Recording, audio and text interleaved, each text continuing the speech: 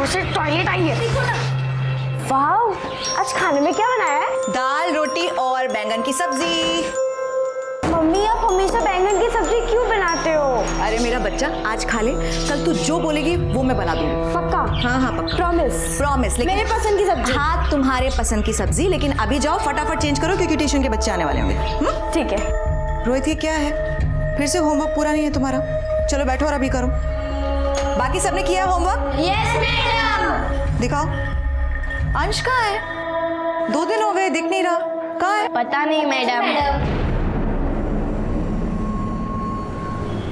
Bye madam. Bye, time से आना। Bye madam. अरे सुजीत, आपने इसका फॉर्म भरा ना जो मैंने बोला था, ऑल इंडिया मैथमेटिक्स ओलंपियाड का?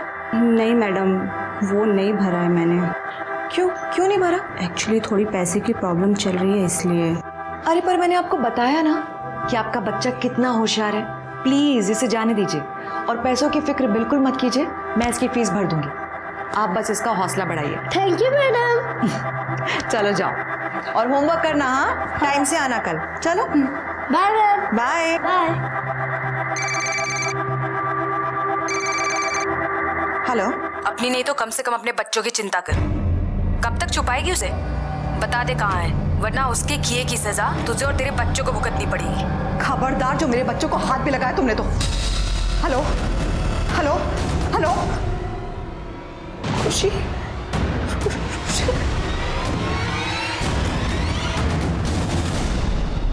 मम्मी आप तो हमें कभी स्कूल से लेने नहीं आती, पर आज क्यों आई?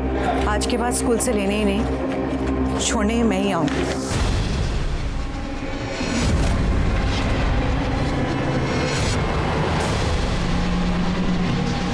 नहीं, आज गला खराब।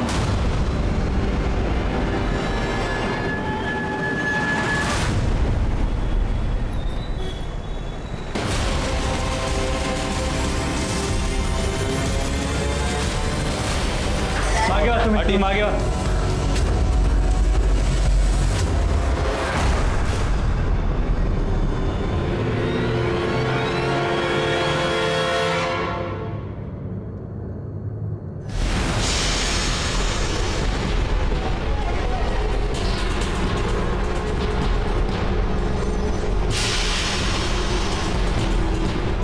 मैंने अपने करियर में इतने मर्डर्स देखे मोरे, लेकिन किसी को इतना ब्रूटली मारा हुआ पहली बार देखा है। इसको इस कुर्सी से बांध कर इतना मारा गया है, खासतौर पे चेहरे पर। नो डाउट इसके बच्चे बाहर उल्टियां कर रहे हैं।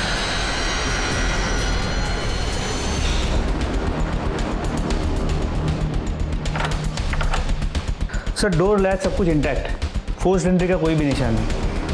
हो सकता है जिसने भी किया हो उसका कोई पहचान वाला हो। या तो ये औरत या इसके घर में कोई और टीचर है।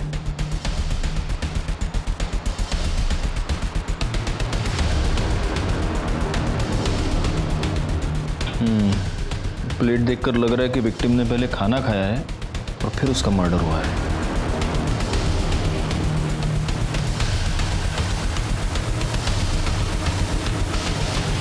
आपके पड़ोस में एक औरत का खून हो गया, आप में से किसी ने कुछ भी नहीं देखा, कुछ भी नहीं सुना? सर वो दोपहर का टाइम था ना, तो सब आदमी लोग काम पे चले जाते हैं और हम लोग भी घर में, बच्चे लोग उतने टाइम आते हैं इसलिए बिजी रहते हैं सर। लेकिन कोई आवाज़ भी नहीं आई सर, आवाज़ आती तो हम लोग ज़रूर देखते थे। ये भावना, ये यहाँ पर कब से रहती है? सर वो 3 महीने पहले इधर शिफ्ट हुई हैं अपने दोनों बच्चों के साथ। सर यहाँ के सारे बच्चों को ट्यूशन वही पढ़ाती थी, बहुत अच्छी लेडी थी सर। और इसका पति? पति के बारे में तो पता नहीं सर, मतलब भावना ने कभी बताया नहीं और हमने भी कभी नहीं देखा। तो मतलब इसके पति के बारे में किसी को कुछ भी नहीं पता? नहीं सर, कभी बताया ही नहीं।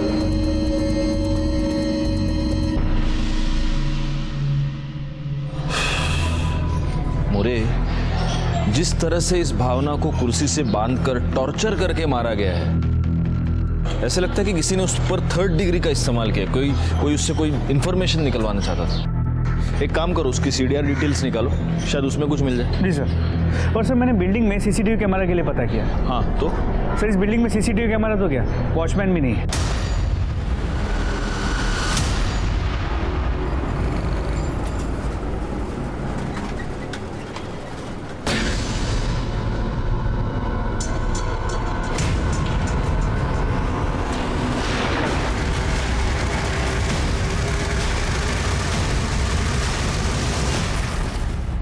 सर भावना की पोस्टमार्टम रिपोर्ट मेल में आ गई है। सर उसकी मौत 9 तारीख को दोपहर 1 और 3 के बीच हुई थी।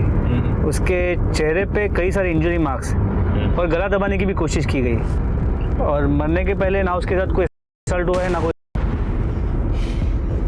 घर में चोरी का अटेम्प्ट नहीं हुआ है, सेक्सुअल असॉल्ट नहीं है, अटेम्प्ट नहीं है, तो फिर मर्डर का मोटिव क्या हो सकता है? रिवेंज या फिर कुछ और? उसके बच्चे कैसे? सर डॉक्टर ने कहा उन्हें फूड पॉइजनिंग हुई थी, तो उन्हें 24 घंटे ऑब्जर्वेशन में रखने वाले हैं, जिसके बाद उसे डिस्चार्ज किया जाएगा। Food poisoning? हाँ बोला। क्या? नवरंग सिनेमा के पास? सर नवरंग सिनेमा के पास शूट आउट हुआ है। क्या? चला गया तिकडे। यहाँ पे गोली चली थी? साहब मैं अपना ऑटो साफ कर रहा था साहब, तो मुझे साहब अचानक से आवाज़ सुनाई दी साहब।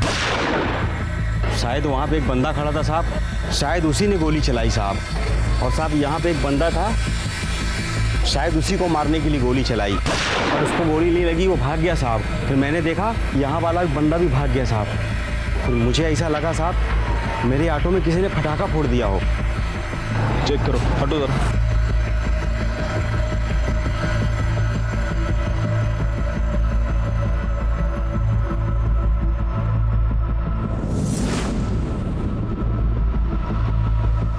सर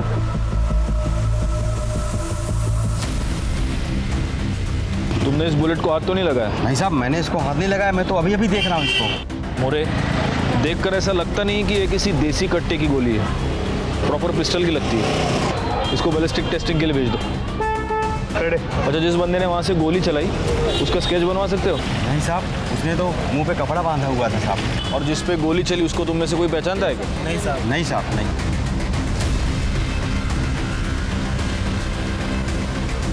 मोरे, उस सीसीटीवी कैमरे का सारा फुटेज चाहिए मुझे। सर ये बच्चा अंश भावना मर्डर केस के बारे में कुछ बताना चाहता है। बताओ क्या? अंकल मैं भावना मैम के पास पहले ट्यूशन पढ़ता था, तो फिर मैं 2 दिन ट्यूशन नहीं गया, तो तीसरे दिन मैम मुझे सड़क पे मिले।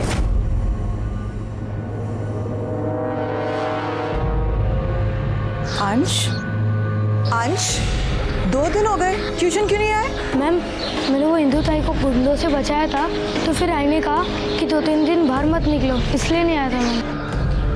बहनी सच बोल रही है। उस दिन जब मैं कॉलेज गई थी ना, तो पर्शिया ने मेरा रास्ता रोक लिया और गंदे गंदे कमेंट्स कर रहा था। तभी अंश ने उसका ध्यान भटकाया और मैं वहाँ से निकल पाई, वरना। कहाँ मिलेगा पर्शिया अभी? क्या हुआ? लड़की को छेड़ रहा था।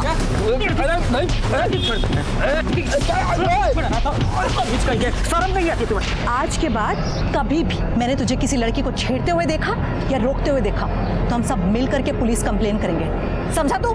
फिर सब लोग के जाने के बाद पर्शिया बोल रहा था, तेरे को तो ऐसा सबक सिखाऊंगा ना, सारी टीचरगिरी निकल जाएगी तेरी।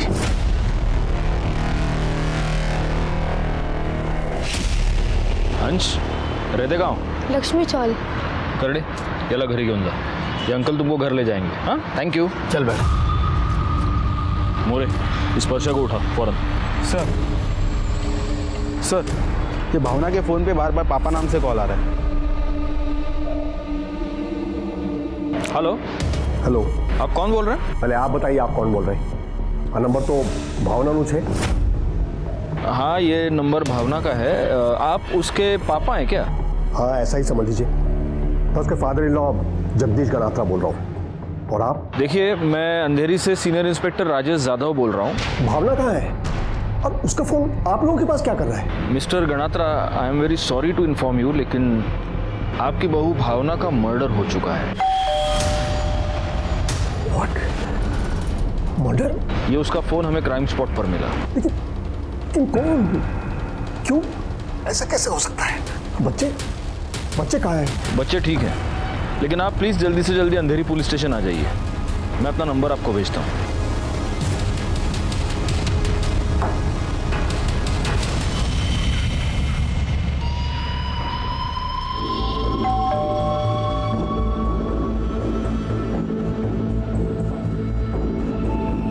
सुनो।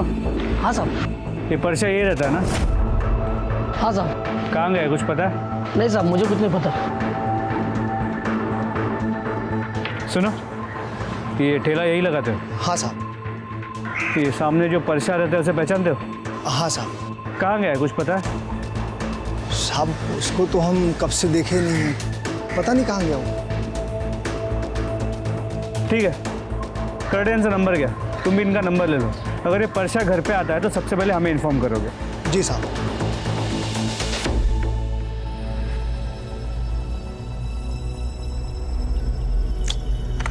मोरे, अब इसने तो गमछे से मुंह ढका है, ये दिख नहीं रहा है, लेकिन जिस पर गोली चली है वो तो साफ दिख रहा है।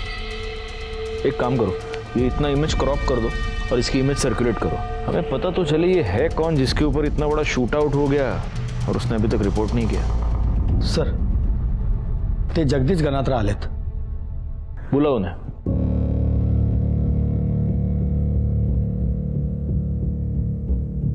सर, हमें भावना की बॉडी कब तक मिल सकेगी? आप बस फॉर्मेलिटीज कंप्लीट कर दीजिए, उसके बाद आप उसकी बॉडी ले जा सकते हैं। आपके बेटे के साथ कोई कांटेक्ट हुआ? उसको बताया आपने उसकी बीवी का मर्डर हो चुका है? नहीं, मैं उसके टच में नहीं हूं। वैसे भी कल्पेश को भावना से क्या लेना देना? पति है वो उसका, आपको लेना देना है और उसको लेना देना नहीं। मेरा बेटा किसी काम का ही नहीं है, वो सिर्फ अपने बारे में ही सोचता है। जिंदगी में उसने दिया ही क्या है भावना को? सिर्फ दुख ना। इसलिए भावना ने जब अलग होने का निर्णय लिया तो उसने पति का सरनेम लगाना भी बंद कर दिया। उसने अपने मायके का सरनेम देड़िया लगाना शुरू कर दिया, ताकि कम से कम वो लोग तो उससे दूर रहे जिससे फ्रॉड करके कल्पेश आज घूम रहा है बाहर। किस तरह का फ्रॉड? रातों रात अमीर होने का फ्रॉड, लोगों को बेवकूफ बनाकर इन्वेस्टमेंट के नाम पे पैसे लेना और वापस न करना। आखिर ऐसा हुआ सर कि सुबह शाम घर के दरवाजे पर लेनदार खड़े रहते थे पैसे मांगने के लिए, और कल्पेश उन्हें पैसे लौटाने के बजाय रातों रात भावना और बच्चों को लेकर गायब हो गया। बाद में पता चला कि गोवा में है, तो वसूली वाले वहां भी पहुंच गए। अब ये वहां से भागकर मुंबई चला आया। अब जो पैसे देगा वो चुप तो नहीं बैठेगा ना सर, तो उन्होंने मुंबई का नंबर भी ढूंढ लिया, घर का पता भी। अब सुबह शाम फोन आने लगे, धमकियां मिलने लगी, जिससे बच्चों के ऊपर बहुत खराब असर पड़ा। तो भावना ने तय किया बच्चों को लेकर वो अलग रहेगी, कि कम से कम उन्हें तो अच्छी जिंदगी दे सके। उसने किससे पैसे लिए थे जानते हैं? अरे सर, कल्पेश सिर्फ एक को नहीं कईयों को लूटा है। उसमें से 2 औरतों का नाम तो मुझे आज भी याद है। एक वो राजश्री पंड्या और एक विप्रा सेठ। और ये विप्रा सेठ तो 2 गुंडों के साथ हमारे घर भी पहुंच गई थी। मैंने कहा ना कि वो यहाँ पे नहीं है, और मुझे नहीं पता वो कहाँ पर है। मुझे खबर मिली है कि वो घर पर ही है। तो आपको गलत खबर मिली है, क्योंकि वो घर पे है नहीं। तुम झूठ बोल रही हो। ये राजश्री पंड्या और विप्रा सेठ, ये दोनों वडोदरा की हैं? जी सर। वडोदरा पुलिस से कांटेक्ट करके हमें राजश्री पंड्या और विप्रा सेठ की डिटेल्स निकालनी होंगी। सर, एक आदमी ने बाइक चोरी की कंप्लेंट लिखवाई थी हमारे पास। वहाँ का सीसीटीवी फुटेज मैंने चेक किया। वो सीसीटीवी फुटेज में history sheeter Munna Dubey bike चोरी करते नजर आ रहे हैं।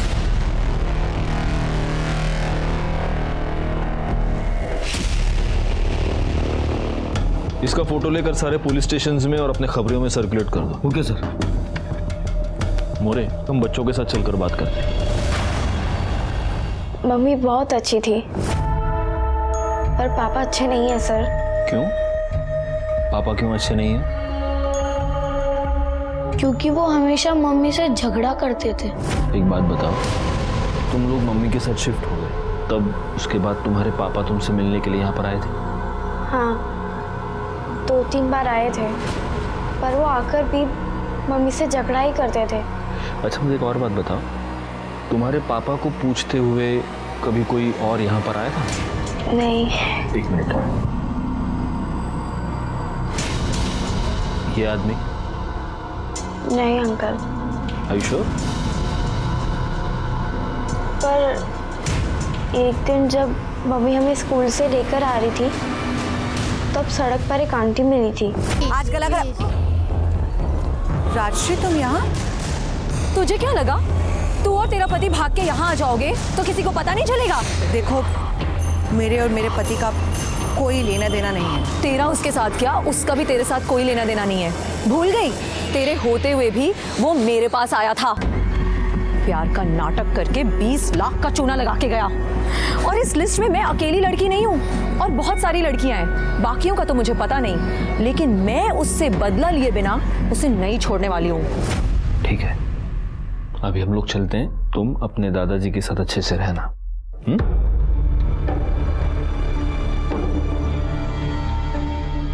देखा सर, मेरा बेटा एक नंबर का कमीना इंसान है। मुझे तो उसे बेटा कहते हुए शर्म आती है। वैसे भावना की बॉडी आपको कल मिल जाएगी। Thank you sir. मैं तुरंत उसके बॉडी को लेकर वडोदरा चले जाऊंगा, बच्चों को भी ले जाऊंगा साथ में। अपनी बहू के अंतिम संस्कार वही करूंगा सर। बेटा नालायक था तो क्या हुआ, बहू तो लायक थी ना मेरी। ठीक है, मैं अपडेट करता हूँ। सर, वडोदरा पुलिस ने बताया कि विप्रा सेठ ने कल्पेश गनात्रा के खिलाफ वहां के पुलिस स्टेशन में और फ्रॉड की कंप्लेंट फाइल की। वडोदरा पुलिस से फौरन कांटेक्ट करो और विप्रा सेठ को यहाँ बुलाओ पुलिस स्टेशन। सर, अंधेरी के शास्त्री नगर में एक आदमी के ऊपर गोली चलाई गई है, उसे सिटी हॉस्पिटल लेके गए। जिसे गोली लगी है उसकी उम्र कुछ 35 के आसपास की होगी। गोली उसके लेफ्ट शोल्डर में लगी है, इसीलिए वो बच गया। हमने गोली निकाल ली है, लेकिन जख्म भरने में थोड़ा वक्त लगेगा। उसका नाम पता चला आपको? कल्पेश गणात्रा। क्या? कल्पेश गणात्रा। सर, आज से कुछ दिन पहले भी मुझ पर गोली चलाई गई थी सर, लेकिन तब मुझे गोली लगी नहीं थी सर। तुमने उसकी पुलिस कंप्लेंट क्यों नहीं की? मैं डर गया था सर। मुझ पर गोली चली उसके बाद मैंने अपने आप को घर में ही कैद कर लिया था सर। मैं घर से बाहर निकला ही नहीं सर। और आज जब मैं घर से बाहर निकला तो फिर से किसी ने गोली चला दी। तुम भावना डेढ़िया के पति हो ना? हाँ, लेकिन आपको कैसे पता? हमें इसलिए पता है क्योंकि हम भावना डेढ़िया के मर्डर की इन्वेस्टिगेशन कर रहे हैं। 9 तारीख को किसी ने भावना के घर में घुसकर उसे बेरहमी से टॉर्चर करके मार दिया। भावना, ये कैसे हो सकता है सर? तुमको ये बात अभी पता चली? सर, मैंने आपसे कहा सर, मुझ पर गोली चली उसके बाद मैं घर से बाहर ही नहीं निकला सर। लेकिन सर उसके साथ मेरे वो 2 बच्चे भी थे सर। वो कहाँ है सर? तुम्हारे पिता उन्हें अपने साथ बड़ोदरा ले गए। They are fine now. Anyway, ये बताओ कि ये सब कैसे हुआ? सर, घर पे खाने के लिए कुछ नहीं था ना सर। मैं 2 दिन से भूखा था सर, तो मैं खाना लेने के लिए बिल्डिंग से बाहर निकला। तुमने उस बंदे की शक्ल देखी? नहीं सर, उसने अपना चेहरा गमछे से ढका हुआ था। और पहली बार जब तुम पर अटैक हुआ था तब उसकी शक्ल देखी थी? नहीं सर, तब भी ढका हुआ था। क्या तुम्हें ऐसा लगता है कि ये दोनों अटैक्स एक ही आदमी ने किए होंगे? पता नहीं सर। तुम्हें किसी पर शक? जी नहीं सर। मोरे, इसके कंधे से जो गोली रिकवर हुई है वो डॉक्टर से ले लो, उसे बैलिस्टिक टेस्टिंग के लिए भेज दो। इसकी पूरी दुनिया के साथ दुश्मनी है, लेकिन इसको किसी पर भी शक नहीं। सर, अजीब बात है। हाँ, बोला। ठीक है, तुम उस पर नजर रखो। सर, बाइक चोरी केस में जो history sheeter Munna Dubey involve था, उसे बोरीवली के बस स्टॉप पे देखा गया है। चलो। कुड़े लाल गमछा मोरे करड़े।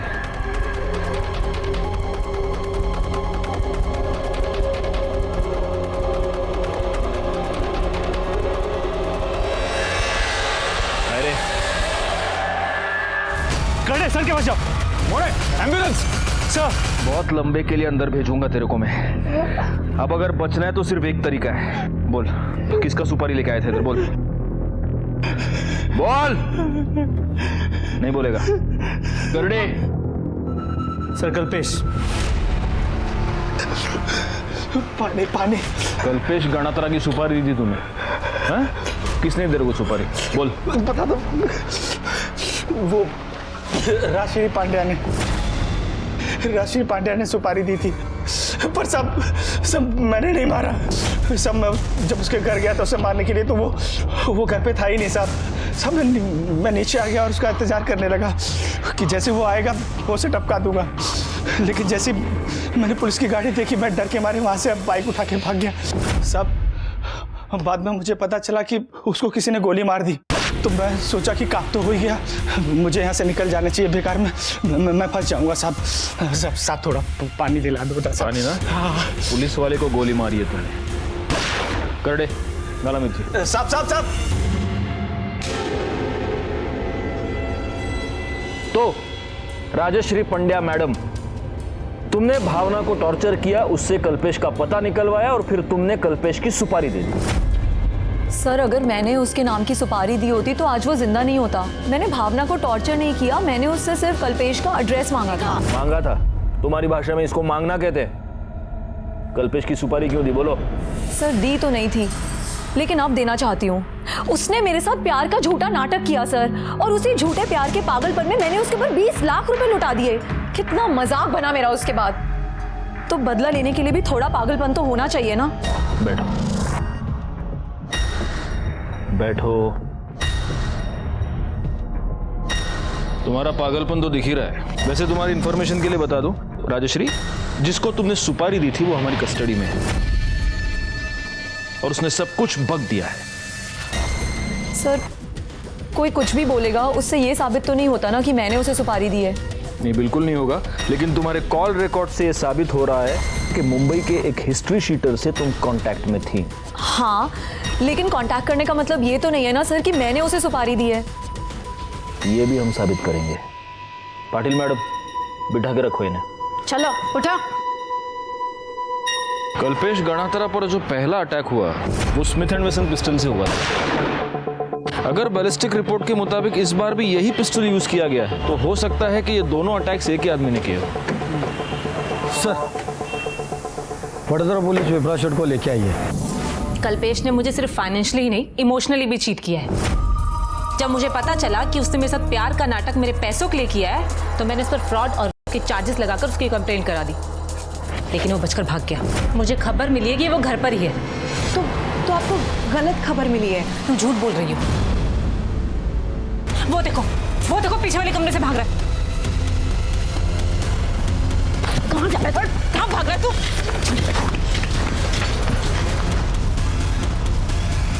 तुम्हें पता तुम्हारा पति लड़कियों को बेवकूफ क्यों बना रहा है? क्योंकि तुम जैसी अंधी औरत उसका साथ दे रही है। तुम्हें ये लगता है कि अपने कमीने पति का साथ देकर तुम पत्नी धर्म निभा रही हो। ये सब जो तुम कर रही हो ना, ये अक्लमंदी नहीं, बेवकूफी है। समझे तुम? और तुम्हें जब ये पता चला कि वो मुंबई आ गया है, तब तुमने उसके नाम की सुपारी दे दी। जब पहली बार वो बच गया, तुमने दोबारा हमला करवाया, है ना? मैंने ऐसा कुछ भी नहीं किया, लेकिन बहुत अच्छा होता अगर मैं ऐसा कर देती, मुझे बहुत खुशी होती। लेकिन वो बचकर भाग गया और उसकी जगह वो बेवकूफ भावना मारी गई। अगर मैं उसके लिए सुपारी दे देती ना, तो कल्पेश आज मरा होता और भावना जिंदा होती। सर, वडोदरा की ये दोनों औरतें तो बहुत ही गुस्से वाली है। मोरे, अगर वाकई इस कल्पेश गणात्रा ने प्यार के नाम पे इनके साथ फ्रॉड किया है, तो उनका गुस्सा होना तो लाजमी है। एक काम करो, इस राजश्री के साथ साथ विप्रा के भी सीडीआर डिटेल्स निकालो। सर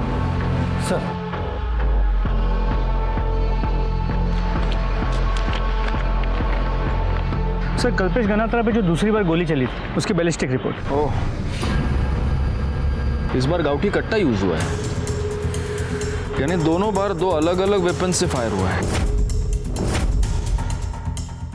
तो मेरी जो थियरी थी, दो अलग अलग लोगों ने अटैक किया है उस पर। लेकिन सर, ये भी तो हो सकता है कि शूटर वही हो, लेकिन इस बार उसने अलग बंदूक का इस्तेमाल किया ताकि वो हमें गुमराह कर सके। हो सकता है। चलो, इस कल्पेश गणात्रा से चल के बात करते हैं। तुम पर एक बार नहीं, दो बार अटैक हुआ है, और फिर भी तुम्हारा ये कहना है कि तुम्हें किसी पर शक नहीं। सर, मेरी किसी के साथ कोई दुश्मनी नहीं है सर। नहीं, तुम्हारी किसी एक के साथ दुश्मनी नहीं है, तुम्हारी बहुत लोगों के साथ दुश्मनी है। हमें तुम्हारी कलरफुल हिस्ट्री के बारे में पता चल चुका है। कल्पेश गणात्रा, राजश्री पंड्या, विप्रा सेठ और भी बहुत सारे नाम हैं। देखो, अब हमारा टाइम वेस्ट मत करो और सब सच सच बता दो। मेरा सबसे बड़ा दुश्मन मेरा खुद का बाप है सर। एक नंबर का घटिया इंसान। कहने में शर्म आती है सर, लेकिन कैसे कहूं, मेरे बाप का मेरी बीवी के साथ अफेयर था। क्या? जी हाँ सर, और उन्हीं की वजह से हमने वडोदरा छोड़ा था। मैंने सोचा कि भावना को उनसे दूर ले जाऊंगा तो शायद मामला ठंडा हो जाएगा, सब कुछ ठीक हो जाएगा, लेकिन नहीं, उन्होंने हमें गोवा में भी ढूंढ लिया। हम गोवा से मुंबई आए तो मुंबई में भी ढूंढ लिया। यहाँ तक कि वो भावना को हर रोज़ फ़ोन करते थे। यहाँ तक कि वो जब मैं और भावना अलग हो गए तो भावना से मिलने घर पे आते थे। सर मुझे तो लगता है कि उन्होंने ही भावना को मारा है, और शायद पता नहीं क्यों मुझे ऐसा लग रहा है कि मुझे भी मार देंगे सर। तुम्हारे पिताजी के पास कोई गन है? जी हाँ, स्मिथ एंड वेसन्स, लाइसेंस भी है उनके पास। सर राजश्री और विप्रा की कॉल रिकॉर्ड चेक की। राजश्री तो क्लीन है, लेकिन विप्रा के कॉल रिकॉर्ड से ये पता चल रहा है कि भावना के मर्डर के एक हफ्ते पहले से वो इस केस के एक सस्पेक्ट के साथ रेगुलर टच में थी। कौन? परशा, जिसने भावना को धमकी दी थी कि वो उसे सबक सिखाएगा। तेरे को तो ऐसा सबक सिखाऊंगा ना, सारी टीचरगिरी निकल जाएगी तेरी। वर्षा, जिसका घर लॉक था वो? जी सर। लेकिन उसका विप्रा के साथ क्या कनेक्शन है? सिर्फ परशा के कॉल रिकॉर्ड्स को मैंने मोबाइल पे मंगवा लिया, एक बार चेक कर लेता हूँ। सर कनेक्शन हो सकता है, क्योंकि परशा की मोबाइल की लोकेशन भावना के मर्डर वाले दिन भावना के घर के आसपास की है। मोरे, ये परशा मुझे किसी भी हालत में चाहिए।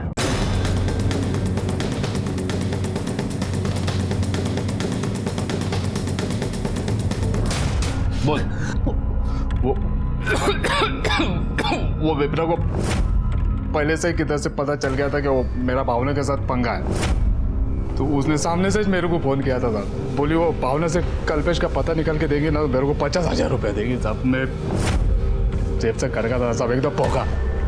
तो हाँ बोल दिया साहब, 25,000 रुपये एडवांस में उसने उसी दिन दे दिया था साहब। 25 बाद में देगी बोला काम होने के बाद। तो साहब मैं वो 9 तारीख को दोपहर को कुछ 2:30 बजे के करीब उसके घर पे गया था साहब। लेकिन मैं जब उधर गया ना तो मेरी फट गई। वो भावना को किसी ने कुर्सी पे बांध के बुरी तरह मार दिया था साहब। वो पहले से मरी हुई थी। वो पहले से मरी हुई नहीं थी, उसको तूने मारा। तूने उसको टॉर्चर किया कल्पेश का पता जानने के लिए, क्योंकि विप्रा ने तुझे सुपारी दी थी। टॉर्चर से भावना मर गई, तुझे कल्पेश का पता चल गया और तूने वो पता जाकर विप्रा को बताया, इसलिए विप्रा ने कल्पेश की सुपारी दी थी। आई शपथ करो बोलते हैं साहब, मेरे को नहीं मालूम है, मैंने कुछ नहीं किया है साहब। भावना के मर्डर के चार्ज में अरेस्ट हो गई करडे। जोपर्यंत आप मर्डर से कबूल करत नहीं तब तक खिलाते रहो इसको। सर और मोरे, बड़ोड़ा पुलिस को इन्फॉर्म करो ताकि वो विप्रा को अरेस्ट कर सके। मुझे पता था आप लोग आने वाले हो, लेकिन आप लोग मुझे अरेस्ट नहीं कर सकते। मैंने पहले ही एंटीसिपेटरी बेल ले ली है। आप अपने वकील होने का इतना फायदा उठाएंगे तो हमें भी पता है, लेकिन हम आपको अरेस्ट करने नहीं, आपसे कुछ सवाल पूछने हैं। बैठिए, बैठ के बात करते हैं। बैठिए।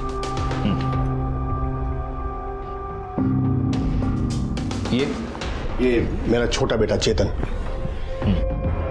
एक बात बताइए मुझे, आप तो यहाँ वडोदरा में थे, तो वो कौन हो सकता है जो आपका पिस्टल कल्पेश पर हमला करने के लिए यहां से मुंबई तक ले गया? उन्हें खबर न थी। वैसे हमारे घर में तो हम दो ही हैं, मैं और मेरा बेटा चेतन, और ये फाइनल LLB का स्टूडेंट है, और उस दिन ये क्लास में गया था। इतने बड़े घर में कोई नौकर है ना, घनश्याम काका, लेकिन 2 दिन पहले वो गांव चले गए। एक्चुअली उनके बेटे की तबीयत खराब है। कौन सा गांव है? देखिए, घनश्याम हमारे भरोसे का आदमी है। उसने मेरे दोनों बेटों को गोद में बिठाकर बड़ा किया है। वो भला मेरे बेटे को क्यों गोली मारेगा? मैंने सिर्फ आपको पूछा उसका गांव कौन सा है। Sir Bishanpur, Kota district, Rajasthan. और इससे उस घनश्याम का नंबर और उसका फोटो ले लो।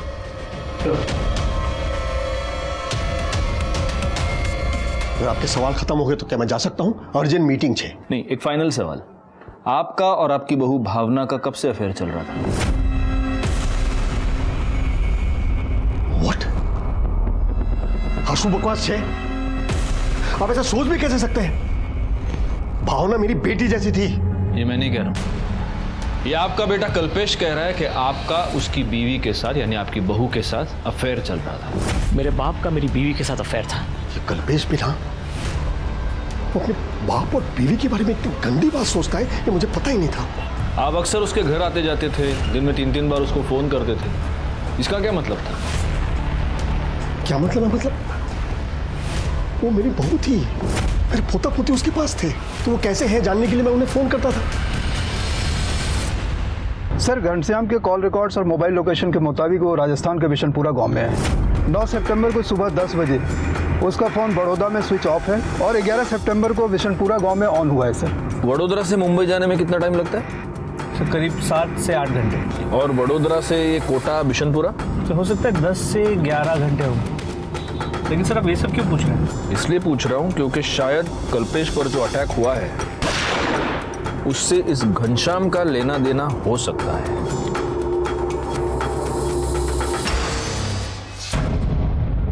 बारह और 13 तारीख को जब आप मुंबई में थे तब एक नंबर पर आप लगातार कॉल कर रहे थे, और जब हमने पता किया तो हमें पता चला कि वो नंबर बैजू ढोलकिया का है, जो मुंबई अंडरवर्ल्ड में सूरती चिकना नाम से जाना जाता है, शार्प शूटर है वो। उसको क्यों फोन कर रहे थे आप? क्योंकि सर वो मेरा क्लाइंट है, तो केस के सिलसिले में बातचीत होती रहती है। अच्छा अच्छा, मतलब मुंबई अंडरवर्ल्ड में भी आपके क्लाइंट्स हैं। तो सिर्फ फोन पे बात करते हैं या मिले भी है आप इस शार्प शूटर से? नहीं सर, ऐसी कभी कोई जरूरत ही नहीं पड़ी। मिस्टर गणात्रा, एक वकील की याददाश्त कमजोर हो ये उसके सेहत के लिए अच्छा नहीं होता। 12 और 13 तारीख को जब आप मुंबई में थे तब आप सूरती चिकना से मिले थे। उसी रात आपने अपने बैंक अकाउंट से 2 लाख रुपए निकाले। मतलब मोरे, मैंने आज तक देखा है कि क्लाइंट्स अपने वकील को पैसा देते हैं। ये मैंने पहला वकील देखा है जो अपने क्लाइंट को पैसा देता है। हाँ गणात्रा? एक्चुअली सर वो मैं मिस्टर गणात्रा, झूठ बोलने से पहले आप 10 बार सोचिए, क्योंकि आपका ये सो कॉल्ड क्लाइंट सूरती चिकना हमारी कस्टडी में है और वो सब कुछ बोल चुका है, सब कुछ। क्या करता सर मैं? कल्पेश ने मुझे मजबूर कर दिया था। मुझे पता है भावना की मौत भी कल्पेश की वजह से ही हुई है, और अगर ये कल्पेश जिंदा रहा तो उसकी कीमत उसके बच्चों को चुकानी पड़ेगी। इसलिए मैंने सोचा कि इतने लोगों के मरने से तो अच्छा है कि वो कल्पेश ही मर जाए। और इसलिए आपने अपने ही बेटे की सुपारी दे दी? मोरे, अरेस्ट कर लो इन्हें। सर, सेकंड शूटआउट तो सॉल्व हो गया, पर फर्स्ट शूटआउट और भावना मर्डर केस में अब भी हमारे पास कोई पुख्ता सबूत नहीं है। जो कुछ भी हो सब सर्कमस्टेंशियल है, कोर्ट में सब वीक पड़ जाएगा। आप बताओ साहब, किसी की मुसीबत में मदद करना क्या गुनाह है?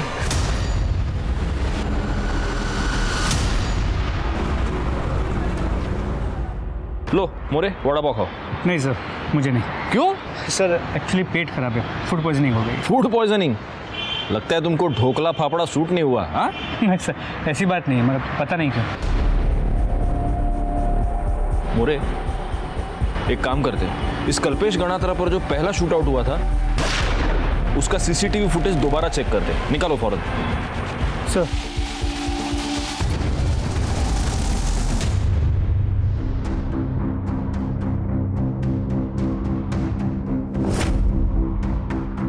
क्लिनिक का नाम देख रहे हो मोरे?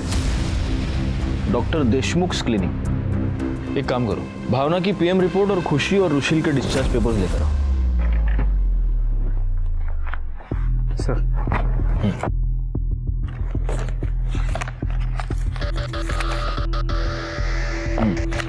ये देखो, रुशील और खुशी को मशरूम की वजह से फूड पॉइजनिंग हुई थी। मर्डर वाले दिन भावना के घर में मशरूम की सब्जी बनी थी, मैंने किचन में चेक किया था। जी सर, उस दिन ड्राइंग रूम की टेबल पे जो प्लेट था उसमें भी मशरूम थे, जिसमें शायद भावना ने खाना खाया। नहीं, यही तो मेरा पॉइंट है। भावना की पीएम रिपोर्ट देखो। भावना की पीएम रिपोर्ट ये कह रही है कि मौत के वक्त भावना का पेट खाली था। उस दिन भावना ने कुछ खाया ही नहीं था। फिर वो प्लेट किसकी थी? अब ये हमें डॉक्टर देशमुख ही बता सकते हैं। हाँ, लंच में उन्होंने मशरूम खा लिया था, जिससे उन्हें एनर्जी है। Thank you so much doctor.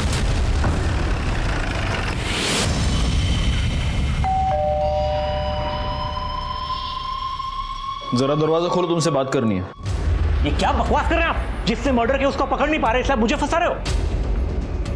अच्छा, भावना के मर्डर के बारे में तुम्हें पहले से ही पता था, लेकिन जब हमने तुम्हें भावना के मर्डर के बारे में बताया तब तुमने इतना लाउड रिएक्शन दिया जैसे तुम्हें कुछ पता ही ना हो, जबकि एक दिन पहले तुमने खुद घनश्याम को भावना के मर्डर के बारे में सब कुछ बताया था। साहब, कल्पेश ने 9 तारीख को पीयूसी से मेरे को फोन किया और मुझे बताया कि भावना बिटिया को किसी ने जान से मारा है। आप क्या बोल रहे हैं? मैं सही कह रहा हूँ, मुझे कुछ समझ में नहीं आ रहा आप क्या कह रहे हैं। करडे, समझाओ इसको। एक मिनट, मैं बताता हूँ, बैठो। बोलो। जिन जिन से मैंने पैसे लिए थे, धीरे धीरे उन लड़कियों को पता चल गया कि मैं कहाँ छुपा था।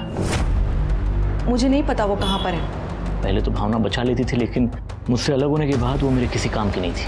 फिर मैंने सोचा कि क्यों ना उन लोगों से बचने के लिए एक बार फिर भावना का इस्तेमाल किया जाए। मैंने सोचा कि भावना को इस बार ऐसे मारूंगा कि देखने वाले को ऐसा लगेगा कि मेरी इन्फॉर्मेशन निकालने के लिए किसी ने इसको टॉर्चर करके मारा है। भावना के मर्डर के बाद ये पुलिस केस हो जाएगा और जो लोग मेरी जान के पीछे पड़े थे वो भी शांत हो जाएंगे। अब मुझे पता था कि भावना दोपहर को अकेली रहती है, तो मैं एक दिन दोपहर को उसके घर पे चला गया। तुम? देखा मोरे, तुम्हारे फूड पॉइजनिंग ने एक मर्डर केस सॉल्व कर दिया। क्या आप कल्पेश जैसे आदमी को इंसान कहेंगे? मैं तो नहीं कह सकता। उसने ना सिर्फ भावना को टॉर्चर करके मारा, बल्कि उसी के लाश के सामने बैठकर बाद में खाना भी खाया।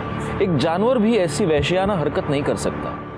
कल्पेश का यही वहशीपन उसके लिए जुर्म की सबसे बड़ी दस्तक थी, जिसे वो समझ नहीं पाया और आज अपनी सारी उम्र वो जेल में काट रहा है। जिन बच्चों का उज्जवल भविष्य वो देखना चाहती थी, अब वो उन बच्चों को कभी देख ही नहीं पाएगी और वो बच्चे भी उम्र भर अपनी माँ के लिए तरसते रह जाएंगे। मैं सीनियर इंस्पेक्टर राजेश जाधव आपसे विदा लेता हूँ। दोबारा मिलूंगा, तब तक सतर्क रहिए और देखते रहिए क्राइम पेट्रोल दस्तक, क्योंकि मकसद बताना नहीं, बचाना है। जय हिंद।